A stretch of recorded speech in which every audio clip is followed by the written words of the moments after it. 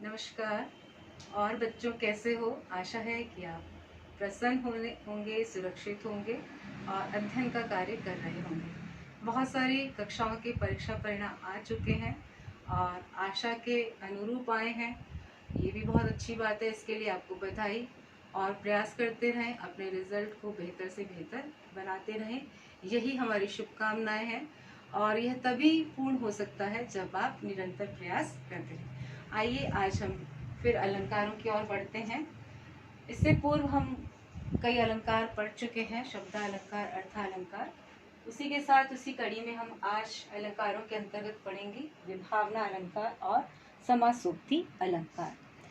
विभावना अलंकार से अभिप्राय है विपरीत कारणों के रहते हुए कार्य के होने का वर्णन, अर्थात बिना कारण के ही कार्य संपन्न हो जाना या कारण के न होने पर भी कार्य का होना, हेतु क्रिया अर्थात कारण का निषेध होने पर भी कार्य का हो जाना।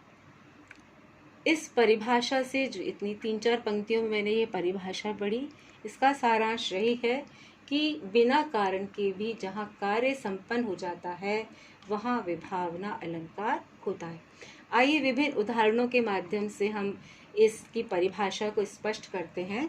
देखिए, पहला उदाहरण है, बिन कारण का कार्य ही है विभावना की रीत, ज्यों प्रेयसी के दर्श बिना जाग उठी हो प्रीत। देखिए, इस पद में पहली पंक्ति में जो है विभावना की परिभाषा आ गई है कि बिना कारण के ही कार्य संपन्न हो रहा है।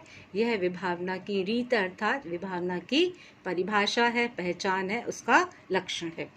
नीचे वाली पंक्ति में उदाहरण आ गया, ज्यों प्रेयसी के दर्श बिना, यानी कि बिना प्रेमिका के, बिना नायिका के दर्शन के बिना मन में प्रीत जाग उठी है, अर्थात बिना कारण के ही कार्य संपन्न हो रहा है। दूसरा उदाहरण देखिए, नाची अचानक ही उठे बिनु पावस वन मोर। अब देखिए, बिना पावस ऋतु के, बिना बसंत ऋतु के, बिना सावन के ही मोर वन में नाचने लगा है, अर्थात बिना कारण के ही कार्य संपन्न हो गया है। तीसरा उदाहरण देखिए, निंदक नीरे राखिए आंगन कुटीर छवाए, बिन पानी साबुन बिना निर्मल करे सुभाए। देखिए, कबीर के इस दोहे में कबीर ने बताया कि निंदक को अपने आंगन में कुटिया बनाकर उसे निवास के लिए रखना चाहिए, जिससे कि वह हमारी निंदा करता रहे और बिना साबुन के, पानी के हमारा स्वभाव निर्मल और स्वच्छ हो जाए। अर्थात बिना साबुन और बिना पानी के ही हम कैसे हो रहे हैं? स्वच्छ हो रहे हैं, अर्थात बिना कारण के कार्य संपन्न हो रहा है। चौथा उदाहरण देखिए, बिनु पद चले सुने बिन काना, कर बिनु कर्म करे विविध नाना, आनन रहित सकल रस भोगी, बिन वाणी बड़ जोगी। देखिए, बिना पद के, बिना पाँव के चलना, बिना कान के सुनना, बिना हाथों के विभिन्न कार्य का संपन्न होना, बिना जीवा के विभिन्न रसों को भोगना जो है, अर्थात बिना कारण के ही कार्य संपन्न होना ही विभावना अलंकार की परिभाषा है या विभावना की पहचान है। चलिए अब दूसरा अलंकार देखते हैं, समासोक्ति अलंकार।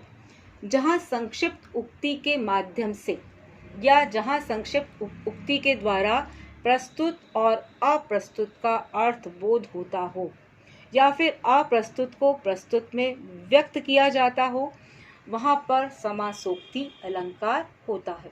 यानी कि एक संक्षिप्त उक्ति होती है जिसमें प्रस्तुत और अप्रस्तुत का अर्थ बोध कराया जाता है।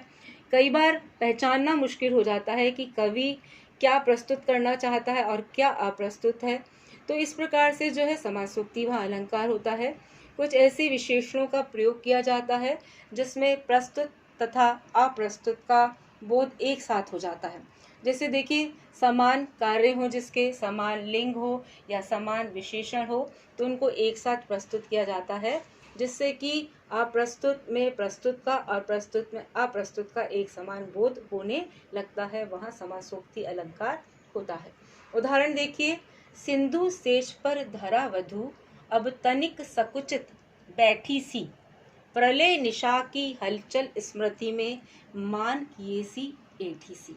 ये जयशंकर प्रसाद की कामायनी से ली गई पंक्तियां हैं, जिसमें प्रलय और अंधकार के बाद जब सिंधु यानी कि जो धरा है वह सिंधु रूपी सेज पर उस प्रकार से बैठी हुई है जिस प्रकार से एक वधु अपनी सेज पर सकुचित सी हुई और ATC मान किए बैठी रहती है, अर्थात इसमें समान विशेषणों के द्वारा धरा अर्थात पृथ्वी और नायिका का एक साथ वर्णन किया गया है।